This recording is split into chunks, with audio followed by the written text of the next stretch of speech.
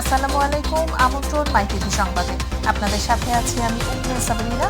দর্শক, শুরুতেই জানাবো সংবাদ শিরোনাম। অপরাধীদের খুঁজে বিচারের মুখোমুখি করতে দেশবাসীর প্রতি আহ্বান জানালেন প্রধানমন্ত্রী। দল মত নির্বিশেষে আহত সবার চিকিৎসার দায়িত্ব নেবে সরকার। শিক্ষার্থীদের হত্যা করে সরকারের উপর দায় চাপিয়েছে ছাত্রদল শিবির, বললেন ওবায়দুল কাদের। কর্মকাণ্ড ঢাকতে গ্রেপ্তার করছে সরকার, মন্তব্য মির্জা ফখরুলের। সারা দেশে চলছে অনির্দিষ্টকালের জন্য কারফিউ। শুক্র শনিবার রাজধানী ও আশপাশের জেলায় 9 ঘণ্টা শিথিল, অনেকটাই স্বাভাবিক রাজধানী ঢাকা। এবং কারফিউ শিথিলের পর রাজধানী খুচরা বাজারগুলোতে নিত্যপণ্যের আকাশচুম্বী দাম। পাইকারি বাজারের চেয়ে খুচরা বাজারের দাম প্রায় কয়েক গুণ।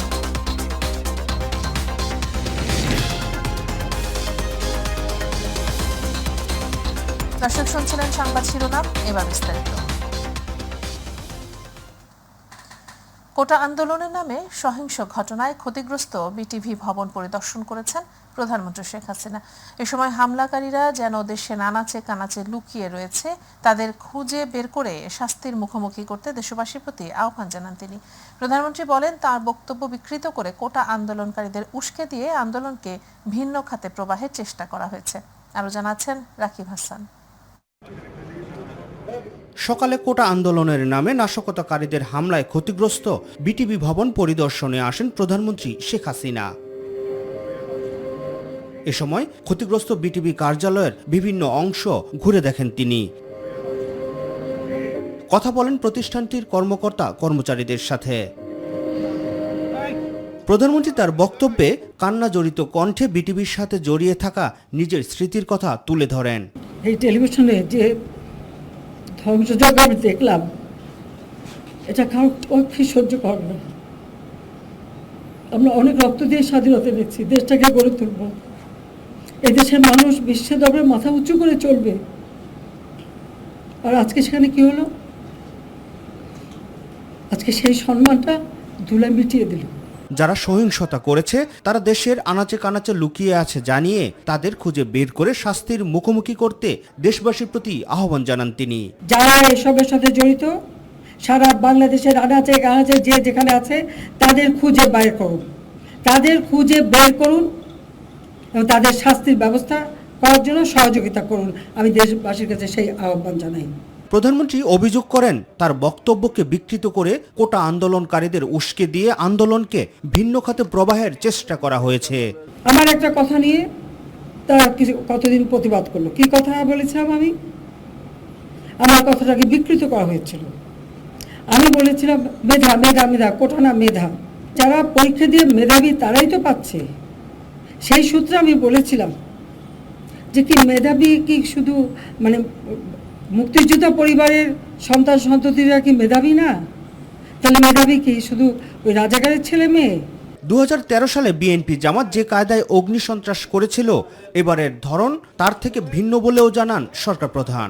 সব থেকে অবাক লাগে যে 2013 সালে ওই বিএনপি জামাত মিলে শুরু করল অগ্নিসন্ত্রাস।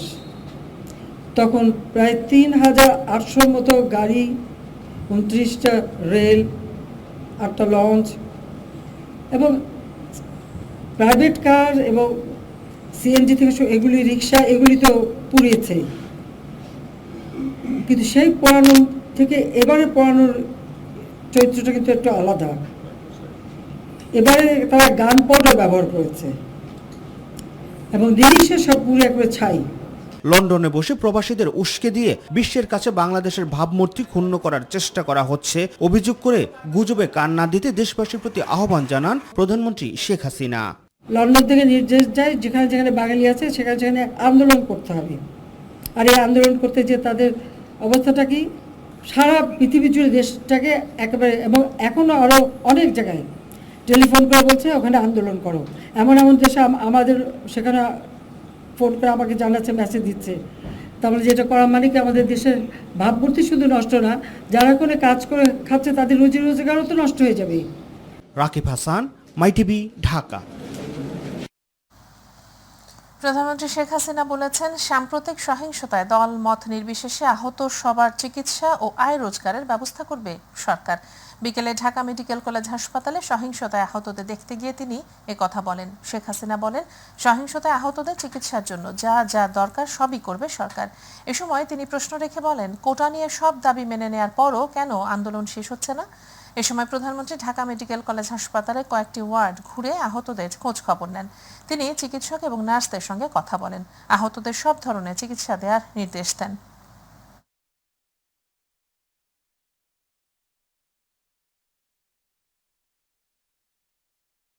আমি এটুকু বলতে পারি যে আমরা চিকিৎসার জন্য যা যা প্রয়োজন সরকার করে যাচ্ছে এবং করবে। চিকিৎসা শেষে তাদেরকে অন্তত তাদের আয় রুজির ব্যবস্থা যাতে হয় সেটাও আমরা করব। কাজে আমি মানুষকে মানুষ হিসেবে দেখি, এখানে দল মত বিশেষের সকলের জন্যই আমি কাজ করি। আমি যা করি সব মানুষের জন্যই করি। আমি এখানে কোনো এটা চিন্তা করি না কে আমার সমর্থন দেয় না দেয়, সেটা আমি চিন্তা করি না। কারণ আমি জাতির পিতা বঙ্গবন্ধু শেখ মুজিবের কন্যা।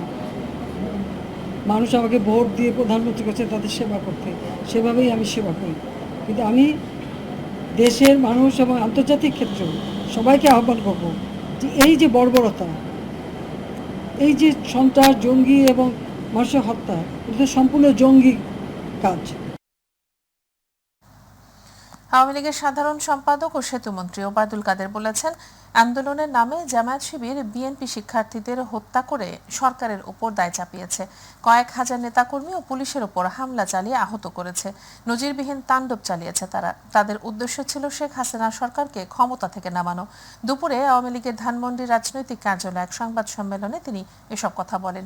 এ সময় তিনি আরও বলেন, কোটা সংস্কার আন্দোলনে সহিংসতায় প্রতিটি হত্যাকাণ্ডের বিচার বিভাগীয় তদন্ত ও বিচার বিভাগ করবে। তিনি বলেন, যারা সহিংসতা করেছে তাদের বিরুদ্ধে কঠোর আইনি ব্যবস্থা নেওয়া হবে।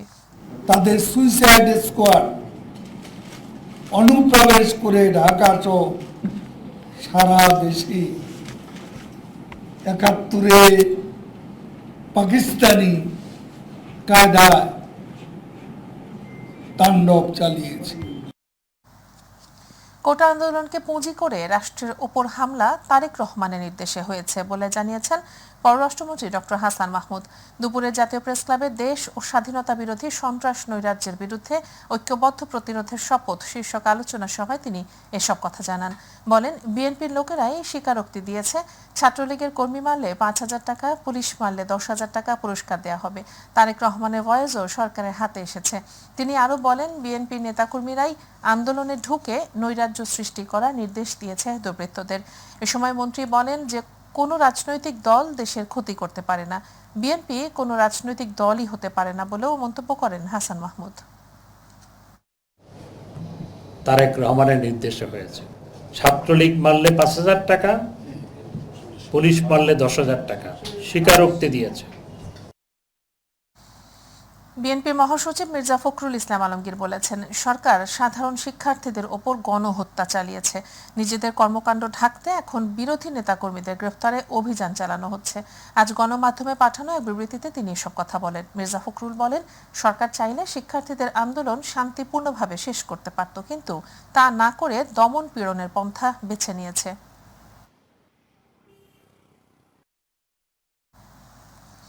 সারা দেশে চলছে অনির্দিষ্টকালের জন্য কারফিউ। শনিবার সকাল ৮টা থেকে বিকেল ৫টা পর্যন্ত ঢাকা, নরসিংদী, নারায়ণগঞ্জ ও গাজীপুরে কারফিউ শিথিল থাকবে। বৃহস্পতিবার ধানমন্ডিতে নিজ বাসভবনে বিভিন্ন আইন শৃঙ্খলা বাহিনীর ঊর্ধ্বতন কর্মকর্তাদের সাথে সমন্বয় সভা শেষে এ তথ্য জানান স্বরাষ্ট্রমন্ত্রী আসাদুজ্জামান খান কামাল। তিনি বলেন, শুক্র ও শনিবার ঢাকা, গাজীপুর, নারায়ণগঞ্জ ও নরসিংদীতে কারফিউ চলবে, তবে সকাল ৮টা থেকে বিকেল ৫টা পর্যন্ত কারফিউ শিথিল থাকবে। এছাড়া বাকি জেলাগুলোর কারফিউর বিষয়ে সিদ্ধান্ত নেবে জেলা প্রশাসন। মন্ত্রী আরও বলেন, চলমান কারফিউ সম্পূর্ণ তুলে নেওয়ার বিষয়ে সরকার আপাতত ভাবছে না, পরবর্তীতে পরিস্থিতি বুঝে এ বিষয়ে সিদ্ধান্ত নেওয়া হবে। তাদের স্ব জেলায় কারফিউ নিয়ে তারা সিদ্ধান্ত নেবেন। ঢাকাকে ইম্পর্টেন্স দেওয়া হয়, ঢাকা সমস্ত কিছু আমরা জেনে নেই। ঢাকার জেনে নিতে আমাদের একটু সময় লাগে। সব গোয়েন্দা সংস্থারা আসে এবং সমস্ত যারা নাকি আইন শৃঙ্খলা রক্ষাকারী বাহিনী, সমস্ত বাহিনীর প্রধানরা এখানে আসেন, তাদের অভিমতের ভিত্তিতে এটা সিদ্ধান্তটি নেওয়া হয়। যে ব্লক রেইডের কথা বলছেন, চিরুনি অভিযান কথা বলছেন, আমরা তাদের খুঁজে বের করার জন্য এগুলি করছি। সাম্প্রতিক কোটা সংস্কার আন্দোলন এবং পরবর্তীতে তাকে ঘিরে সহিংসতায় নিহতদের স্মরণে বাদ জুমা সারা দেশের মসজিদে দোয়া ও মোনাজাত অনুষ্ঠিত হয়েছে। এতে নিহতদের আত্মার মাগফিরাত কামনা ও আহতদের আশু রোগ মুক্তি কামনায় বিশেষ দোয়া করা হয়। বাংলাদেশ আওয়ামী লীগ এবং সহযোগী সংগঠনের পক্ষ থেকেও বিশেষ মোনাজাত করা হয়। রাজধানী বায়তুল মোকাররম মসজিদে বিশেষ দোয়ায় অংশ নেন মুসল্লিরা।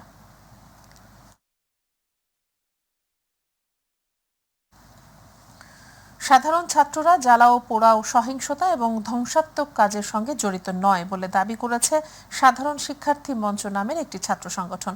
সংগঠনটি অনতিবিলম্বে সারা দেশে শিক্ষার পরিবেশ ফিরিয়ে আনতে শিক্ষা প্রতিষ্ঠানগুলো খুলে দেওয়ার আহ্বান জানিয়েছে।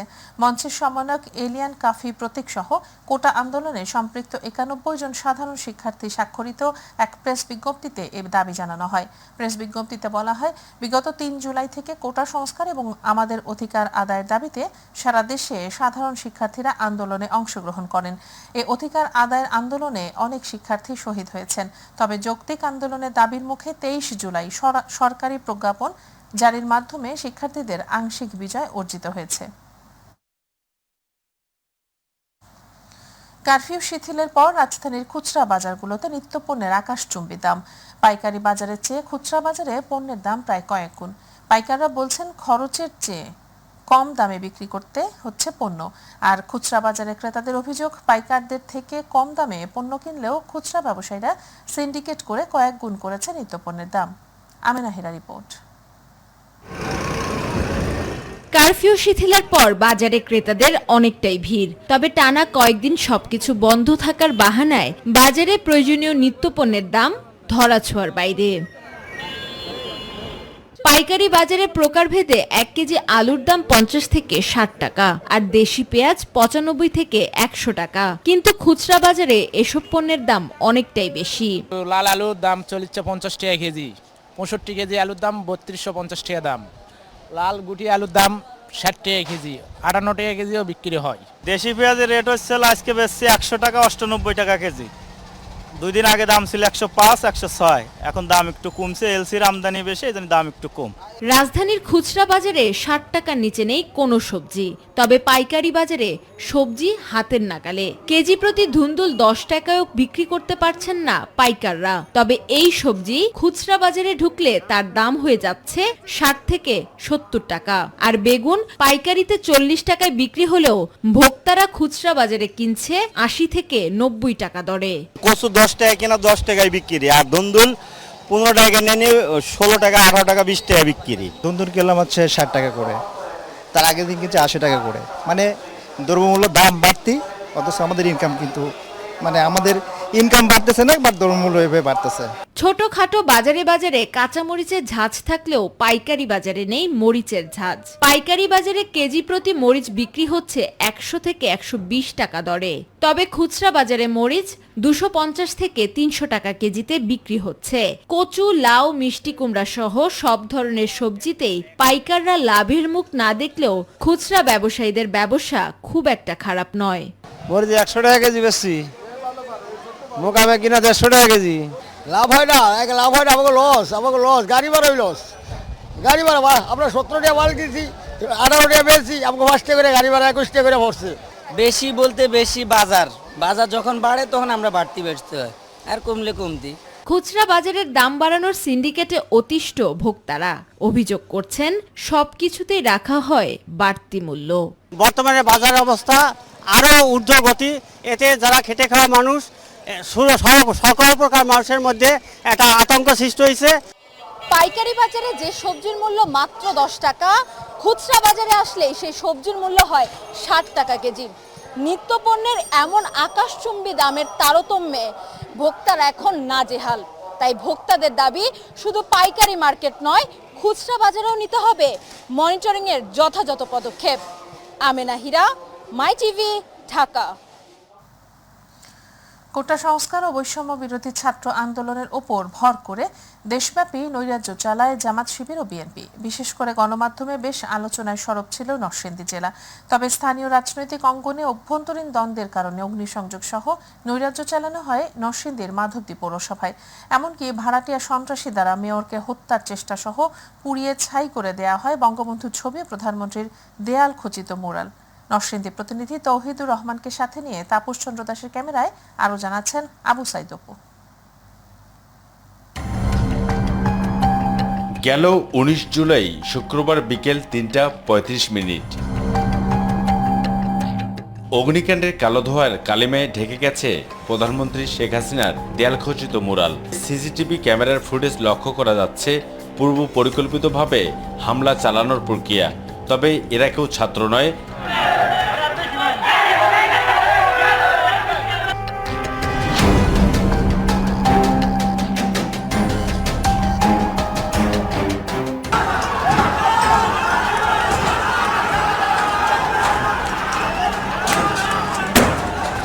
কোটা সংস্কার এবং বৈষম্য বিরোধী ছাত্র আন্দোলনকে পুঁজি করে মাধবদী পৌরসভায় তাণ্ডব চালায় জামাত শিবির ও বিএনপির কতিপয় দুর্বৃত্তরা।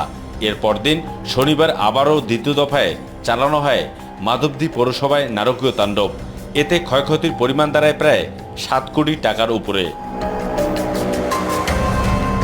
1994 সালে নির্মিত পৌরভবনে কতিপয় স্বার্থন্বেষী নেতাদের নীরব সম্মতির কারণেই অগ্নিসংযোগ সহ পুড়িয়ে দেওয়া হয় গাড়ি, মোটরসাইকেল, সিসিটিভি ক্যামেরা, নাগরিক সেবা নিশ্চিতকরণের যাবতীয় উপকরণ।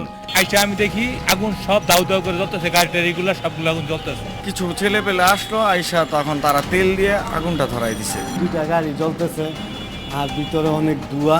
কোটা সংস্কার আন্দোলনের সবচেয়ে উত্তেজনাপূর্ণ সময়ে নরসিংদীতে জেল ভেঙে পলায়ন সহ মাধবদী পৌরসভায় ব্যাপক সহিংসতা দেখা গেলেও চোখে পড়েনি ক্ষমতাসীন দলীয় নেতাকর্মীদের উপস্থিতি। আর এমন বক্তব্য উঠে আসে স্থানীয় কাউন্সিলরদের ভাষায়। যারা করছে তারা জনগণের শত্রু বলে আমি আখ্যায়িত করি। এভাবে তারা প্রস্তুতি নিয়ে একটা পৌরসভা এত বড় একটা সরকারি প্রতিষ্ঠানে আগুন ধরায় দিবে, হ্যাঁ অবশ্যই তাদের পুরো পরিকল্পনা ছিল। পৌরসভা একে একে 2বার ভাঙচুর করেছে। আমরা মাধবদীর মানুষ এটা আশা করি নাই যে এরকম কিছু হবে।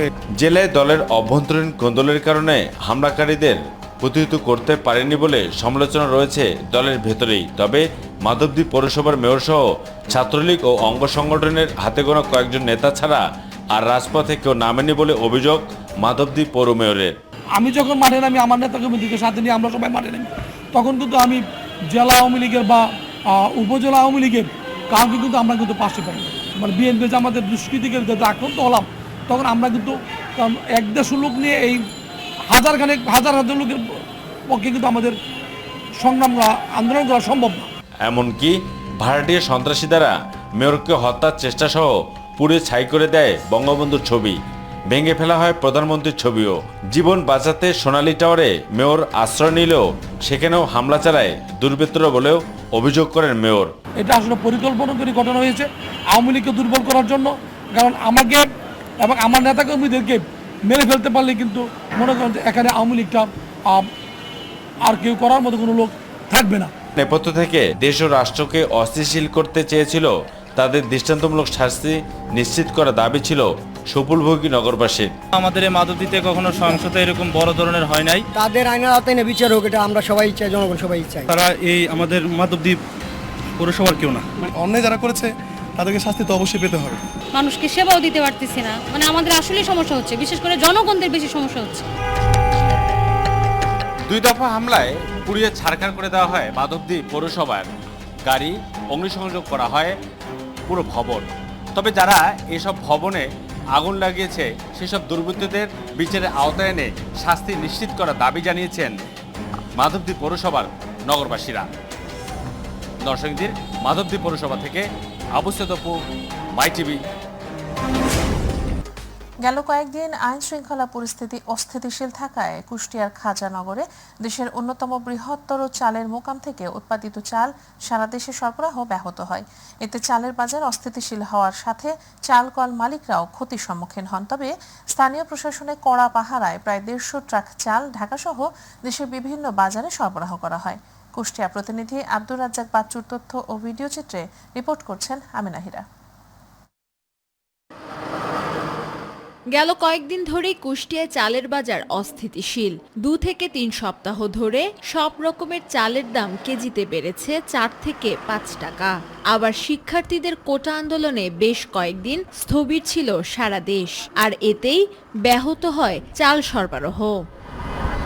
চলমান আতঙ্কজনক পরিস্থিতি এবং কারফিউর ফলে দেশের অন্যতম বৃহত্তর কুষ্টিয়ার খাজানগরের মোকারমে উৎপাদিত চাল আটকা পড়েছিল গোডাউনে। তবে স্থানীয় প্রশাসনের সহযোগিতায় পুলিশ বিজিবির কড়া পাহারায় চাল সরবরাহ স্বাভাবিক হয়। যেহেতু অবস্থা স্বাভাবিক হয়ে আমাদেরও তো ইনকামের দরকার আছে, দেশে খাদ্য পরিবহন বন্ধ ছিল, এই মুহূর্তে খাদ্য পরিবহন করাটা জরুরি। ঢাকা মোহাম্মদপুরে যাচ্ছে, আমাদের সঙ্গে পুলিশ র্যাব এরা সহযোগিতা করবে। আমরা পুলিশ প্রোটেকশনে ঢাকাতে যাত্রাবাড়িতে যাচ্ছে। আমাদের ভিতরে যতটুকু আতঙ্ক ছিল আর কি ততটুকু নাই। চাল সরবরাহ স্বাভাবিক হওয়ায় চালকল মালিকরাও স্বস্তিতে। আমরা এই পণ্য দেশের বিভিন্ন প্রত্যন্ত অঞ্চলে পাঠিয়েছি যাতে তৃণমূলের ভোক্তারা কোনোভাবেই সরবরাহ বিঘ্নিত জনিত কোনো ক্ষতিগ্রস্ত না হয়। ধীরে ধীরে নিয়মিতভাবে চালের সরবরাহ স্বাভাবিক করার কথা জানান জেলা প্রশাসক। কারফিউ চলমান অবস্থায় যেন আমাদের ফুড চেইন সাপ্লাই চেইনটা কোনোভাবেই ডিসরাপ্টেড না হয়, তারই আলোকে আমাদের চাউলকল মালিক সমিতির যে প্রস্তাবনা ছিল সেটি নিয়ে এসপি মহোদয় সহ আমরা কোর কমিটির মিটিং করেছি। সেই মিটিংয়ে আমরা সিদ্ধান্ত নিয়েছি ডালবাহী ট্রাক এখান থেকে ঢাকায় পৌঁছাবে, সেটি আমরা এসকর্ট করে আমাদের জেলা পার করে দেব। এদিকে স্থানীয় প্রশাসন বলছে বাজার স্থিতিশীল রাখতেই নেওয়া হয়েছে এমন পদক্ষেপ। নিত্য প্রয়োজনীয় যে পণ্যগুলো আছে এগুলো সরবরাহে যাতে কোনো ঘাটতি না হয় সেই জন্য আমরা কেন্দ্রীয় সিদ্ধান্ত মোতাবেক আমরা আজকে এসকর্টের মাধ্যমে এগুলো ঢাকাতে পাঠাচ্ছি। আমরা যতদিন এই ধরনের চাহিদা থাকবে ততদিন আমরা নিরাপত্তা ব্যবস্থার মাধ্যমে এই সরবরাহ লাইনটা আমরা ঠিক রাখবো। প্রথম চালানে কুষ্টিয়া থেকে সর্বমোট প্রায় ৩,০০০ টন চাল দেশের বিভিন্ন বাজারে সরবরাহ হয়। আমেনা হীরা, মাই টিভি নিউজ। জানাবো প্রবাসের খবর।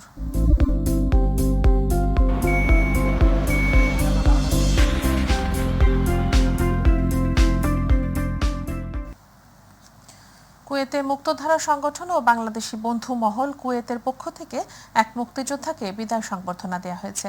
কুয়েত প্রতিনিধি আলামিন রানা জানান, ফরওয়ানি একটি হোটেলের হলরুমে মুক্তিযোদ্ধা ইয়াসিন ইপ্পিকে এ সংবর্ধনা দেওয়া হয়। এ সময় পবিত্র কোরআন তেলাওয়াত করেন আমিনুল ইসলাম। বাংলাদেশি বন্ধু মহল কুয়েতের সভাপতি শেখ সিরাজের সভাপতিত্বে মুক্তধারা সংগঠনের সভাপতি মোল্লা আব্দুল জলিলের সঞ্চালনায় এতে প্রধান অতিথি ছিলেন সংবর্ধিত অতিথি। বিশেষ অতিথি হিসেবে বক্তব্য রাখেন আক্তার হোসেন সর্দার, নিজামুদ্দিন তালুকদার, জাকির হোসেন পাটোয়ারি, মোশাররফ মণ্ডল সহ আরও অনেকে। পরিশেষে সংবর্ধিত অতিথিকে সম্মাননা ক্রেস্ট ও বিভিন্ন উপহার প্রদান করা হয়। এর সাথে সংবাদের শেষ প্রান্তে আমরা যাবার আগে আরো একবার জানিয়ে দিচ্ছি সংবাদ শিরোনামগুলো। অপরাধীদের খুঁজে বিচারের মুখোমুখি করতে দেশবাসীর প্রতি আহ্বান জানালেন প্রধানমন্ত্রী। দল মত নির্বিশেষে আহত সবার চিকিৎসার দায়িত্ব নেবে সরকার। শিক্ষার্থীদের হত্যা করে সরকারের উপর দায় চাপিয়েছে ছাত্রদল শিবির, বললেন ওবায়দুল কাদের। কর্মকাণ্ড ঢাকতে গ্রেপ্তার করছে সরকার, মন্তব্য মির্জা ফখরুলের। সারা দেশে চলছে অনির্দিষ্টকালের জন্য কারফিউ। শুক্র শনিবার রাজধানী ও আশপাশের জেলায় ৯ ঘণ্টা শিথিল, অনেকটাই স্বাভাবিক রাজধানী ঢাকা। এবং কারফিউ শিথিলের পর রাজধানীর খুচরা বাজারগুলোতে নিত্য পণ্যের দাম আকাশচুম্বী। পাইকারি বাজারের চেয়ে খুচরা বাজারের দাম প্রায় কয়েক গুণ।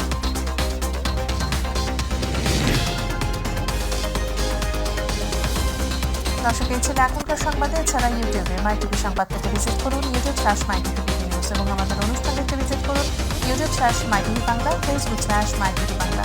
পরে সংবাদ দেখার আমন্ত্রণ জানিয়ে বিদায় নিচ্ছে নুন্না সাবেরিনা। এতক্ষণ সাথে থাকার জন্য ধন্যবাদ সবাইকে। আল্লাহ হাফেজ।